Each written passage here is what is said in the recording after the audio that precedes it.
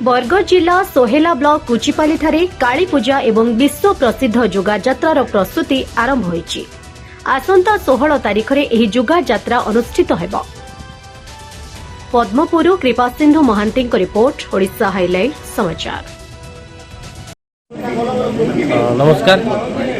आम भी पहुंची जाइए सोहेला ब्लॉक अंतर्गत कुचिपाली ग्राम जो कि माँ काली पूजा अनुष्ठित होती आपण मैंने देखिपे माँ काली मंडप सामने मुझे दर्शक मानकर एवं माने जावा आरंभ हो पूजा माँ को दर्शन पाई मैंने देखिपे केमती पूजा मंडप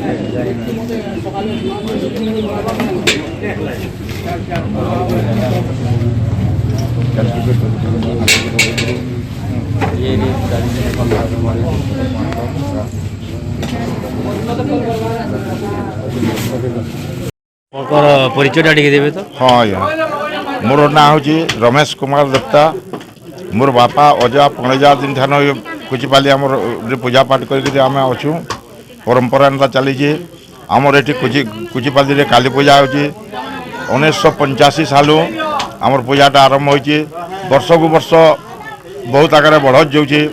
यदि कौन प्रकार हिंसा अहंकार किसी नहीं भाईचारावादी समस्ते आम पूजा करूँ हिंदू मुस्लिम सबु धर्म लोके आम ये पूजा करूँ कौन प्रकार किसी असुविधा ना। सर आपको पूजा विधि हाँ पूजा आज आमर 12 तारीख रविवार दिन सकाल 9:30 आमर माँ कलश दिवस करूँ आमर पाख निकट बारतेरमा मंदिर ठारू गोटे जोर अच्छी से जोर नु आम पानी आनी कलश आनिक प्राय 1500-1600 कलश आसी बहुत भक्त समागम होते बहुत आनंद उल्लास आनंद आमर कलश यात्रा होता बजा गजा रुदुली हुलहुली नाना किस्म गीत नृत्य बाद्य बहुत उत्सव मुखरित होता। जय माँ काली मो ना रश्मिता बुड़े आ बहुत दिन मानसिक थिला आमर पूजारे बसबार ए वर्ष माँ काली कृपार से इच्छा पूरा है आम कर्ता हिसाब से जन इधर माँ सेवारे अच्छु बहुत खुश लगुच